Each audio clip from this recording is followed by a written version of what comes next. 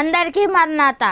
దేవుడియం దేవదాసయ్య గారికి బయలుపరిచిన Bible machine Vijayawada కృపాలయం వారి సమర్పించు బైబిల్ మహిమ అనే కార్యక్రమాన్ని చూస్తున్న ప్రేక్షకులందరికీ మరణాత. ఇప్పుడు మా నాన్నగారైన రెవరెండ్ పి జాన్ దేవదాస్ గారు దేవుని వాక్యం అందజేయుచున్నారు. ప్రభునందు ప్రియులారా, 40 దినముల మోషే ఉపవాస ప్రార్థనలు ప్రతిరోజు సాయంకాలము 6 గంటల నుండి 9 గంటల వరకు దేవుడియం దేవదాసయ్య గారికి బయలుపరిచిన బైబిల్ మిషన్ కృపాలయం విజయవాడ 1 టౌన్ అమ్మా హోటల్ దగ్గర పాత పోలీస్ లైన్ ఇస్లాంపేటలో ప్రతిరోజు సాయంకాలం 6 గంటల నుండి జూలై 1వ తారీఖు నుండి ఆగస్టు 10వ తారీఖు వరకు 40 దినములు ఈ యొక్క మోషే ఉపవాస ప్రార్థన జరుగుతున్నాయి గనక మిమ్మల్ని అందరినీ ప్రేమతో ఆహ్వానిస్తున్నాం. ఏకీవించండి. ఈ యొక్క నిర్గమాకాండములో నుండి నడిచి వెళతా ఆశీర్వాదాలన్నీ మనందరం కూడా పొందుదాం. ప్రభు నామం పేరట మిమ్మల్ని ఆహ్వానిస్తున్నాం. ప్రభు మిమ్మల్ని దీవించునుగాక. ఆమేన్. మరణాత. దేవుడియం దేవదాసయ్య గారికి బయలుపరిచిన బైబిల్ మిషన్ విజయవాడ వారు సమర్పించు బైబిల్ మహిమ అనే కార్యక్రమాన్ని చూస్తున్న ప్రేక్షకులైన మీ అందరికీ ప్రభునాం పేరట మా యొక్క మరణాతలు. దేవుని బిడ్డలారా, 40 దినముల మోషే ఉపవాస ప్రార్థనలోనికి మనం అందరం కూడా ప్రవేశించనై ఉన్నాం. ఈ 40 దినములు నిర్గమాకాండములో ఉన్న 40 అధ్యాయాలను మనం ధ్యానించనై ఉన్నాం. నిర్గమాకాండములో ఉన్న విషయాలన్నీ కూడా మనందరికి అవసరమైన విషయాలు గనుక ఇవన్నీ కూడా ఇమిడించబడినటువంటి గ్రంథం నిర్గమం గనక ఆ నిర్గమాకాండాన్ని గురించి మనం ధ్యానం చేసుకుందాం.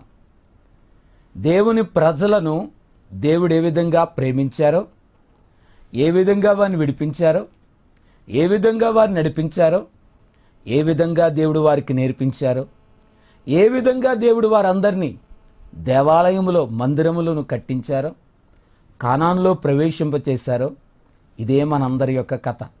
అనగా మన జీవితంలో కూడా యేసు ప్రభు చేయబోతున్న కథ ఆ రక్షణ కార్యక్రమానికి ముంగుర్తుగా నిర్గమాకాండంలో చెప్పబడింది. ఇవన్నీ మనం ధ్యానం చేసుకుందాం. వాక్యం చదువుకుందాం. నిర్గమాకాండము 2వ అధ్యాయము 1-2 వచనాలు చదువుకుందాం. లేవి వంశస్థుడు ఒకడు వెళ్ళి లేవి కుమార్తెను వివాహం చేసుకొనెను. ఆ స్త్రీ గర్భవతి కుమారుని కని వాడు సుందరుడై ఉండట చూచి 3 నెలలు వానిని దాచెను. దాచుట, ఇది మన ప్రసంగాంశం. ప్రార్థన చేసుకుందాం. దయానిధివైన మా తండ్రి, మా రక్షక, నీకే వందనం చెల్లించుకుంటున్నాం. దేవా, నీ వాక్యంలోండి కొన్ని మాటలు వినగోరుచుండగా మా అందరితో మాట్లాడండి.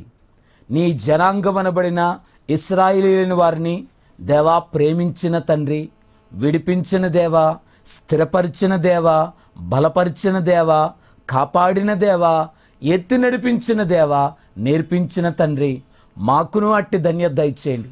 నీ ఆత్మ ద్వారా దర్శించి మా అందరితో మాట్లాడుమని వాక్యమై ఉన్న యేసు నామమున వేడుకుంటున్నాము తండ్రి. ఆమేన్. ప్రభునందు ప్రియులారా, ప్రభు నామమున మీ కృపా సమాధానములు కలుగునుగాక. ఆమేన్. బైబిల్ గ్రంథములో పంచకాండాలు, ఆదికాండము నుండి ద్వితీయోపదేశకాండం వరకు, ఈ పంచకాండాల యొక్క కొనసాగింపు అంతా కూడా ఒక కథగా ఉంటుంది, ఒక చరిత్ర. ఆ యొక్క చరిత్రలో ఒక భాగం ఈ యొక్క నిర్గమాకాండం. ఈ నిర్గమాకాండంలో మనందరి కథ కూడా ఇమిడి ఉంది. అంటే యేసు ప్రభు రాబోయే దినాల్లో తన సంఘాన్ని ఏ రీతిగా పాపమనే బానిసత్వంలోని విడిపించి ఆ యొక్క సంఘములో ఉన్న వారందరినీ ఏ విధంగా శుద్ధీకరించి, ఏ విధంగా వారిని బయటికి తీసుకొచ్చి నేర్పించి పరలోకానికి తీసుకెళ్ళబోతున్నారో ఆ రక్షణ కార్యక్రమానికి ముంగుర్తుగా నిర్గమాకాండం కనపడుతుంది. మోషే ఇశ్రాయేలీయుల యొక్క రక్షకుడు, యేసు ప్రభు ఏమో లోకరక్షకుడు. చూడండి, మోషేకి యేసు ప్రభునకు చాలా పోలికలు ఈ గ్రంథంలో కనబడతాయి. ప్రభు తల్లి ప్రార్థనా పర్రాలే, మోషే తల్లి కూడా ప్రార్థనా పర్రాలే. మోషే జన్మించిన కాలంలో భయంకరమైన వధ, కన్నీరు కనబడింది. చిన్నపిల్లల యొక్క వధ ఉంది. యేసు ప్రభు యొక్క జన్మకాలంలో అదే జరిగింది. కాబట్టి యేసు ప్రభు ఎలాగైతే పని చేయబోతున్నారో ఆ రక్షణ కార్యానికి ముందుగా మోషే దగ్గర ఈ ముంగుర్తుగా ప్రభు చరిత్ర మనకి పోలికగా కనబడతా ఉంటుంది. ఒకసారి మనం నిర్గమాకాండంలోకి వద్దాం. ఈరోజు యొక్క ప్రసంగం ఏంటంటే, దేవుడు తన ప్రజలను దాచే దేవుడు. వాక్యం వింటున్న వాళ్ళారా, మిమ్మల్ని కూడా దేవుడు దాచే దేవుడు. ఆయన మిమ్మల్ని దాచి ఏ రీతిగా తీసుకెళ్తారో ఒక అద్భుతమైనటువంటి కార్యం దేవుడు చేయబోతున్నారు. సమస్యలు, ఇబ్బందులు, చిక్కులు, అనారోగ్యము, అవస్థ మిమ్మల్ని వెంబడిస్తుందా? మిమ్మల్ని తరుగుతుందా? దేవుడు నిన్ను దాచగలిగిన సమర్థుడని గ్రహించండి. ఏ రీతిగా తన జనాంగాన్ని దేవుడు కాపాడుకున్నాడో, ఎలాగును వారిని విడిపించారో, ఎలాగును వారి పక్షంగా నిలబడ్డారో దేవుడు మన పక్షంగా ఉంటాడు. కొద్దిగా ఈ యొక్క నిర్గమాకాండం యొక్క వివరణ మీకు చెప్పి అప్పుడు మనం ఈ యొక్క దాచబడ్డంలోకి వెళదాం. ఆదికాండములో పాపం ప్రవేశించింది.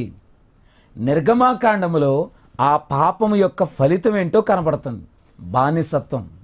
గనుక ఆ పాపం అనే బానిసత్వం ఏ రీతిగా మనిషిని అనగదొరుకుతుందో, పాడు చేస్తుందో ఆ విషయాలని కూడా ఈ కథలో మనకు కనబడతా ఉంటాయి. నిర్గమాకాండములో దేవుని జనాంగము లేక సంఘము ఇశ్రాయేలు వారు ఉన్నారు. ఆయన తన ప్రజలను ఏ రీతిగా వారి పక్షంగా నిలబడి కార్యాలు చేశారో ఆ విషయాలని కూడా ఈ నిర్గమాకాండములో కనబడతాయి. చూడండి, మొదటి 10 అధ్యాయాల్లో, అంటే నిర్గమాకాండము యొక్క మొదటి 10 అధ్యాయాల్లో బానిసత్వం లేక దాసత్వం కనబడుతుంది. అలాగే శత్రువు అనబడిన ఐగుప్తీయుల యొక్క శిక్షను దేవుడు ఏ రీతిగా శిక్షించాడో కనబడుతుంది. అలాగే 10 నుండి 20 అధ్యాయాల వరకు విడుదల, దేవుడు ఏ రీతిగా తన ప్రజలను విడిపించారో, తండ్రి తన పిల్లలను ఏ విధంగా ఆదుకున్నారో ఆ యొక్క విడుదల కనబడుతుంది. 20 నుండి 30 అధ్యాయం వరకు మనకి దేవుని జనాంగం అనబడిన ఇశ్రాయేలు వారందరికీ ట్రైనింగ్ దేవుడిచ్చారు. అరణ్య పాఠశాలలో కూర్చోబెట్టి వారందరినీ కూడా స్కూల్లో జాయిన్ చేశారు. ఆ అరణ్య పాఠశాలలో ఏం చెయ్యాలో, ఏం చేయకూడదో, ఎలాగుండాలో ఈ వివరణన్నీ కూడా పాఠాలు నేర్పించారు. అలాగే చివరిగా 30 నుండి 40 అధ్యాయాల వరకు ఈ యొక్క 10 అధ్యాయాల్లో కూడా దేవుని గుడారము, దేవాలయములో ఏ రీతిగా సమర్పించుకోవాలో, ఏ రీతిగా ప్రవేశించాలో, ఏ రీతిగా సిద్ధపడాలో అవన్నీ కూడా దేవుడు వారికి నేర్పించారు. కాబట్టి గుడారాన్ని కట్టించి ఆ గుడారం ఏ విధంగా పాపము నుండి విమోచించి తన సంఘాన్ని సిద్ధపరిచి అన్ని పాఠాలు నేర్పించి అనుభవాలు నేర్పించి సరిచేసి పరలోకాన్ని తీసుకెళ్ళబోతున్నారో, పరమకానానికి, అదే చరిత్ర ఇక్కడ కనబడుతుంది. దేవుడు తన సంఘాన్ని దాచే దేవుడై ఉన్నారు. గనుక మనందరినీ కూడా దాచే దేవుడై ఉన్నారు. ఈరోజున బైబిల్ గ్రంథంలో నుండి మోషే యొక్క చరిత్ర మీతో మాట్లాడుతున్నాను. ఇశ్రాయేలు అనబడిన దేవుని జనాంగాన్ని దేవుడు దాచారు. ఒక చిన్న పిల్లోని కూడా దేవుడు దాచారు. ఆ దాయడం ఏంటో మనందరం కూడా తెలుసుకుందాం. వాక్యంలోకి వద్దాం. ఈ వాక్య భాగాన్ని మీ వీలుని బట్టి చదవండి, మీకు ఇంకా బాగా అర్థమవుతుంది. చదవబడిన వాక్య భాగంలో మోషే కనబడుతున్నారు. మోషే అమ్రాను యొకోబేతుల యొక్క కుమారుడు. ఈ యొక్క మోషే ఇంకా జన్మించలేదు, తల్లి గర్భములో ఉన్నాడు. తల్లి గర్భములో మోషే జన్మించక పూర్వమే మోషే కొరకు 3 వెతుకుతున్నారు. ఎవరండి ఆ 3? ఆ కాల పరిస్థితులేంటి? దేవుని ప్రజలను బడిన ఇశ్రాయేలీలైన వారందరూ కూడా బానిసత్వంలో ఉన్నారు. ఐగుప్తు ఫరో వారందరినీ కూడా బానిసలుగా చేశారు. ఆ బానిసత్వంలో కఠినంగా వారిని శిక్షించి వారిని చాలా మానసికంగా, శారీరకంగా కృంగదీశాడు. ఎందుకు అలాగున చంపేస్తున్నాడు?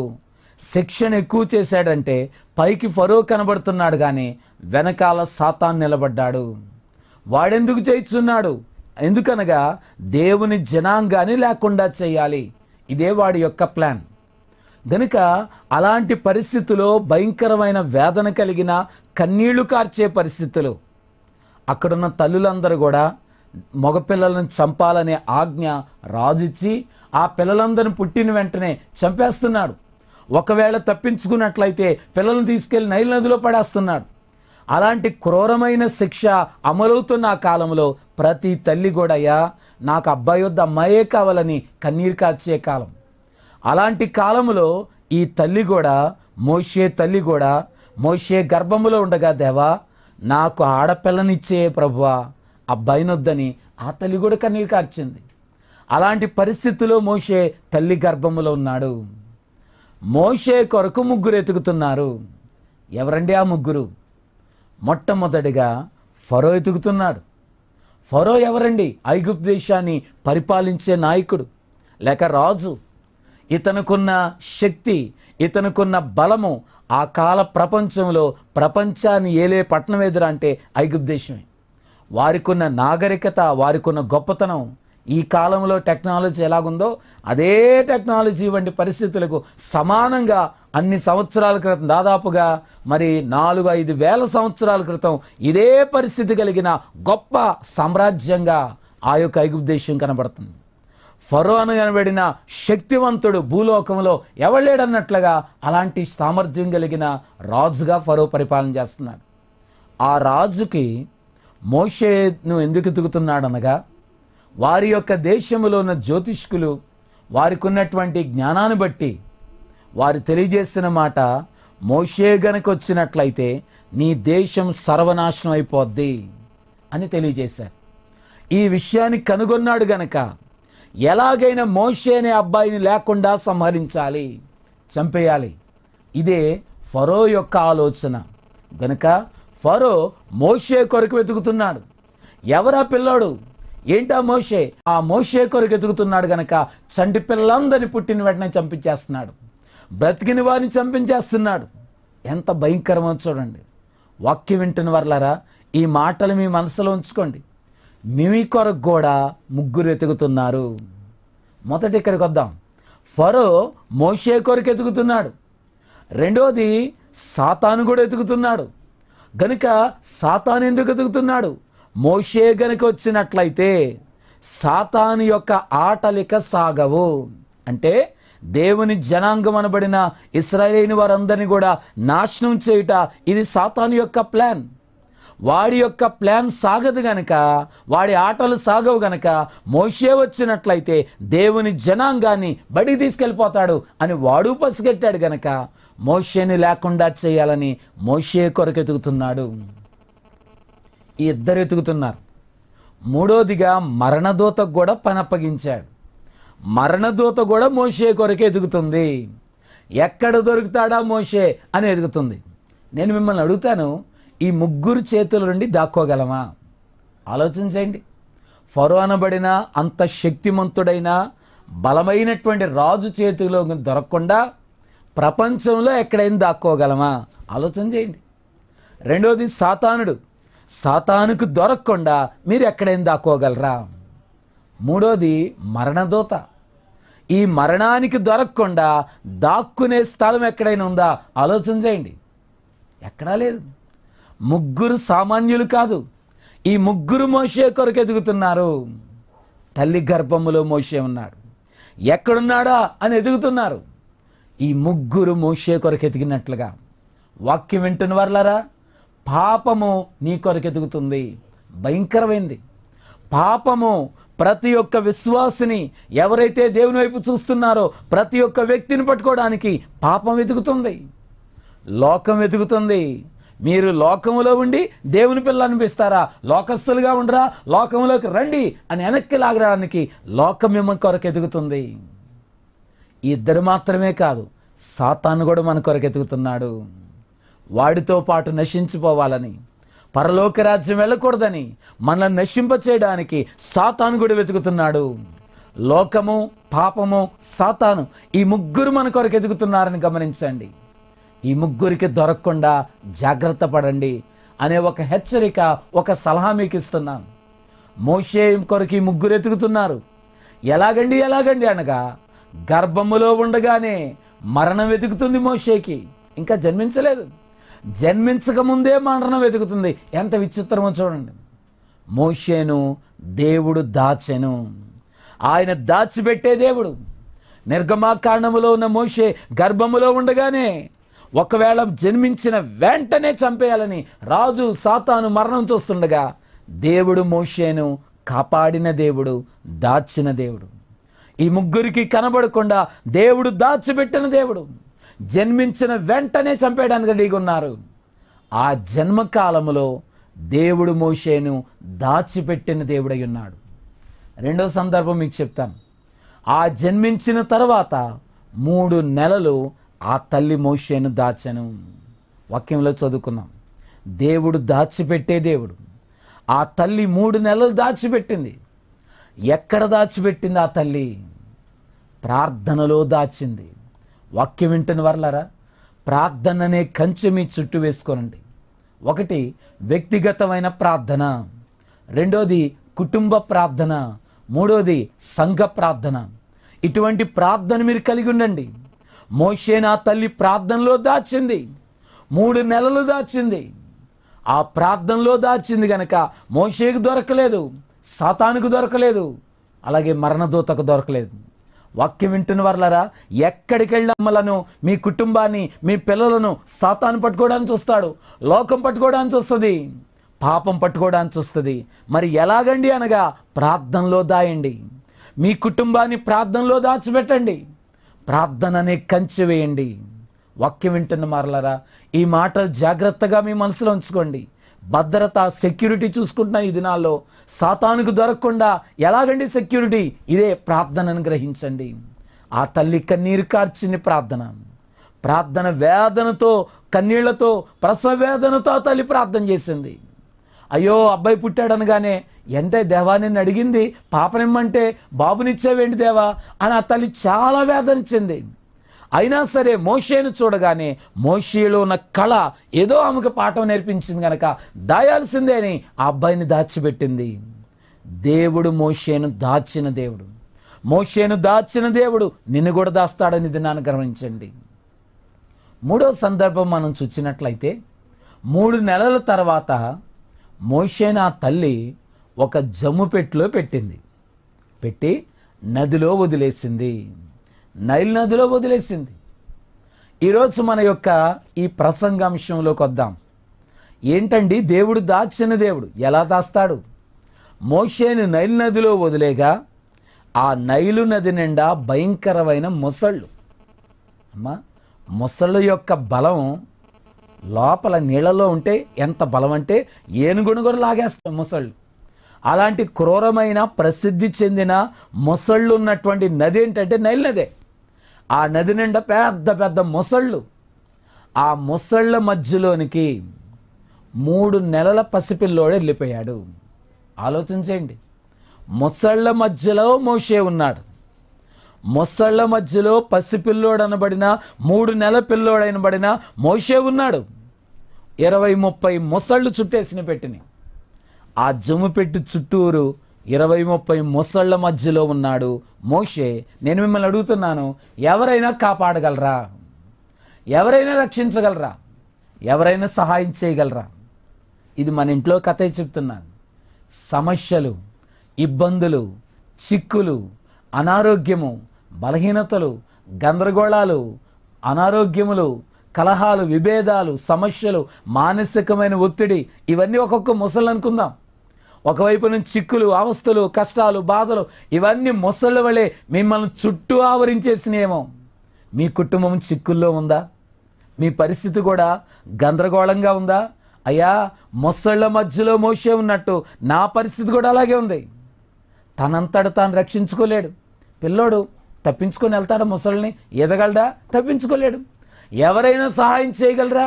ఎవరైనా దూకమనండి మొసళ్ళ మధ్యలో మోషే రక్షించడానికి. అమ్మో మేము ఎలా దూకుతాం, ప్రాణం తీసేస్తాయి. ఎవరూ రక్షించలేరు. అటు మోషే తనను తాను రక్షించుకోలేడు, మొసళ్ళు నుండి రక్షించడానికి ఎవరు దూకలేరు నదిలోకి. కాబట్టి నిస్సహాయ స్థితిలో మొసళ్ళ మధ్యలో ఉన్న మోషేని సాతానుడు చూశాడు. మోషే, ఏంటిది? నీ కొరకు ఎతికానయ్యా, నువ్వు కనబడలేదు. 3 నెలలు అయిపోయింది, ఇప్పుడు ఇక్కడ దొరికావా మోషే? ఆహా, ఎవరున్నారు? మీ అమ్మ దాసేసిందే 3 నెలలు ప్రార్థనలో పెట్టిందని రానీయకుండా. కానీ ఇప్పుడు ఎవరున్నారు? అమ్మ లేదుగా దగ్గర. దొరికేసావు మోషే, ఇప్పుడు అయిపోయిందే నీ పని. ఎంత కాలం, ఇంకా తక్కువ కాలంలో దొరికావా అని వాడు సంతోషపడిపోతున్నాడు. మోషే దొరికాడు నాకు ఒంటరిగాని ఆ యొక్క సాతాను సంతోషపడుతున్నాడు. రెండోది మరణం సంతోషపడుతున్నా అంటుందంట. మోషే మరణం, నేను రావాలి నీ దగ్గరికి, నేను నీ దగ్గరికి రావాల్సింది, అదేంటిదే నువ్వే నా దగ్గరికి వచ్చావు, చాలా చిత్రంగా ఉంది, నువ్వే వచ్చేసావు నా దగ్గరికి, తేలిక చేసావు నా పని అని మరణం సంతోషపడిపోతుంది.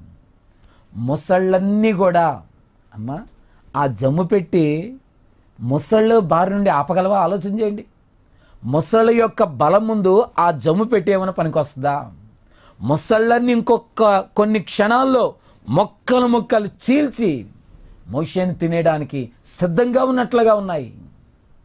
వాక్యం వింటున్న వారలారా, మోషే పరిస్థితి అయిపోయినట్టే ఉంది. కానీ ఆ యొక్క మోషే జమ్ము పెట్టిలో ఉన్నాడు. ఆ జమ్ము పెట్టు అనగా దైవ సన్నిధి. దైవ సన్నిధి అనే పెట్టిలో ఆ తల్లి పెట్టింది. ఆ తల్లి ఎంత ఆనందంగా సంతోషంగా ఏం చేసిందండి అంటే, జమ్ము పెట్టిని తయారు చేసినట్లుగా అల్లినట్లుగా నీళ్లు రాకుండా దేవుని సన్నిధి అనే స్థలంలో పెట్టి వదిలేసిందంతే. ఈ లోకమే నది. ఈ లోకమనే నదిలో భయంకరమైన మొసళ్ళు, భయంకరమైన జంతువులు ఉన్నాయి. ఆ జంతువుల్లో మీ కుటుంబాన్ని కాపాడుకోవాలంటే సన్నిధి అనే పెట్టిలో పెట్టండి. కుటుంబాన్ని, మీ బిడ్డలను సన్నిధి అనే జమ్ము పెట్టిలో పెట్టండి. ఆ తల్లి సన్నిధి అనే జమ్ము పెట్టిలో పెట్టింది. ఆ సన్నిధిలో మోషే ఉన్నాడు గనక దేవుడు మోషేతో వచ్చి నిలబడి అయిపోయిందిరా పరిస్థితిని సంతోషపడుతున్నాయి.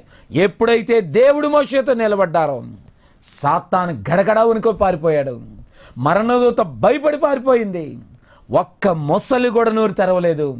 కారణం ఏంట్రా అంటే, మోషేతో కూడా దేవుడు ఉన్నాడు. వాక్యం వింటున్న వారలారా, మీ జీవితంలో కూడా పరిస్థితి అలాగే ఉందనుకుంటున్నారా? మోషేను దాచిన దేవుడు మిమ్మల్ని కూడా దాయగలడు. మోషేను కాపాడిన దేవుడు మిమ్మల్ని కూడా కాపాడగలిగిన సమర్థుడని దినాన్ని గ్రహించండి. నేను క్లుప్తంగానే, టైం ఎక్కువ ఉండదు కనుక క్లుప్తంగానే మీకు చెప్తున్నాను. మోషేను దేవుడు అక్కడ కాపాడాడు. ప్రమాద స్థితిలో నుండి మరణానికి దగ్గరగా వెళ్ళిన దేవుడు కాపాడిన దేవుడు, దాచిన దేవుడై ఉన్నారు. మోషే చరిత్ర మీకు తెలుసు కనుక ఆ రాజుగారి కుమార్తె రావడం, తనను దత్తత తీసుకోవడం, మోషేను తన ఇంటికి తీసుకెళ్ళడం. మోషే ఏ రాజు అయితే పిల్లలందరినీ చంపాలన్నాడో, ఏ రాజు అయితే దేవుని ప్రజల్ని హింసిస్తున్నాడో ఆ శత్రు ఇంట్లోకి మోషే వెళ్ళాడు. నేను అడుగుతాను మిమ్మల్ని, మీకు శత్రువులు ఎవరైనా ఉన్నట్లయితే పలానా వారు అనుకుందాం, ఆ శత్రు ఇంట్లో ఒకరోజు నిద్ర చేయగలరా అని అడుగుతున్నాను. ఒకరోజు ఒక రాత్రి మీకు ఎవరైతే శత్రువులు అనుకుంటారో ఆ ఇంట్లో నిద్ర పట్టుద్దా నేను మిమ్మల్ని అడుగుతున్నా. ఎక్కడ నిద్ర పట్టుద్దండి? ఏ చిన్న శబ్దం అమ్మో చంపేస్తాడేవో. శత్రు ఇంట్లో పడుకోవడం ఎంత భయంకరం. ఒకరోజు అమ్మా, ఏ శత్రువు అయితే క్రూరమైన శత్రువో, ఏ శత్రువు అయితే ఎవరి కొరకు ఎదుగుతున్నాడో, ఏ శత్రువు అయితే విగ్రహారాధికుడో, సాతానుకు అనుకూలమో ఆ శత్రువు యొక్క మేడలోకి మోషే వెళ్ళాడు. శత్రువు మేడలోకి వెళ్ళిన మోషేను సాతాను చూశాడు. మోషే, సరే సరే నాకు అనుకూలమైన స్థలంలోకి వచ్చావు, నాకు అనుకూలమైన నా యొక్క సంబంధించిన వాళ్ళ దగ్గరికి వచ్చావు, ఈ యొక్క విగ్రహారాధికుని యొక్క ఇంట్లోకి వచ్చావు మోషే, నా స్థలంలోకి వచ్చావయ్యా, నా బలం ఏంటో చూపిస్తాను అని వాడు సంతోషపడుతున్నాడు మోషేని చూసి. శత్రు మేడలో ఉన్న మోషేని చూసి మరణదూత కూడా ఇంకేంటిలే తేలిగ్గా అక్కడ తప్పించుకుని ఇక్కడ తప్పించుకోలేమంటున్నాడు. శత్రు మేడలో ఫరో ఉన్నాడు. ఫరో, సాతాను, మరణదూత మోషే కొరకు ఎతుకుతుంది. మోషే శత్రు మేడలో ఉన్నాడు. వాక్యం వింటున్న వర్లరా, దేవుడు మోషేతో కూడా ఉన్నాడు. దేవుడు మోషేతో కూడా ఉన్నాడు గనక ఆ యొక్క మేడలో ఒక్క ఏగను కూడా దేవుడు వాళ్ళని ఇవ్వలేదు. అమ్మా, మీతో కూడా దేవుడు ఉన్నట్లయితే యేసయ్యని మీ తోడు తీసుకెళ్ళండి. ఏ స్థితిలో నీవున్నా, శత్రు మేడలో ఉన్నా, ముసళ్ళ మధ్య ఉన్నా, అపాయకరమైన పరిస్థితిలో ఉన్నా, ఎక్కడున్నా దేవుడు మనకు తోడై ఉన్నాడు. దేవుని తోడుగా ఉంచుకోనండి. ప్రభుని రమ్మని ఆహ్వానించండి. 40 సంవత్సరాలు మోషే ఆ శత్రు మేడలో ఉండగా దేవుడు కాపాడిన దేవుడు, మోషేను దాచిపెట్టిన దేవుడు. ఎక్కడ అవకాశం రాలేదు. మోషే ఆ యొక్క 40 సంవత్సరాల తర్వాత ఒక ఐగుప్తిని చంపేవేగా మోషేను చంపాలని చూసినప్పటికి కూడా దేవుడు మోషేను దాచిన దేవుడు. అరణ్యములో దేవుడు దాచిన దేవుడు. అమ్మా, ప్రతి ఒక్క సమయములో కూడా దేవుడు మోషేను దాచాడు. తన ఆస్తిగా దాచిపెట్టారు, తన బిడ్డగా దాచిపెట్టి వాడుకునే దేవుడై ఉన్నారు. మోషేని మాత్రమే కాదు, తన జనాంగమైన ఇశ్రాయేలు వారిని దేవుడు దాచిన దేవుడు, మనలను కూడా దాచే దేవుడు. మనందరం దేవుని ఆస్తి అని గ్రహించండి. మీరు దేవుని ఆస్తి. ఈ ఆస్తిని పరలోకాన్ని తీసుకెళ్ళడానికి యేసు ప్రభు రెండోసారి రాబోతున్నారు. ఈ ఆస్తిని కాజేయాలని సాతాను చూస్తున్నాడు. ఎందుకంటే లోకంలో ఉన్నాం గనక లోకంలోకి రండి అంటది లోకం. పాపస్థితి లోకంలో ఉంది గనక పాపములో కలపాలని సాతాను కోరుకుంటున్నాడు. గనుక పాపము నుండి దేవుడు తన సంఘాన్ని విడిపించారు, తన రక్తం చెందించి. యేసు ప్రభు యొక్క రక్తము ద్వారా మనం విమోచించబడిన వారమైనాం. ప్రతి పాపమును యేసు రక్తము పవిత్రం చేయను గనక మీ పాపములు ఒప్పుకొని ప్రభు నామమును అంగీకరించండి.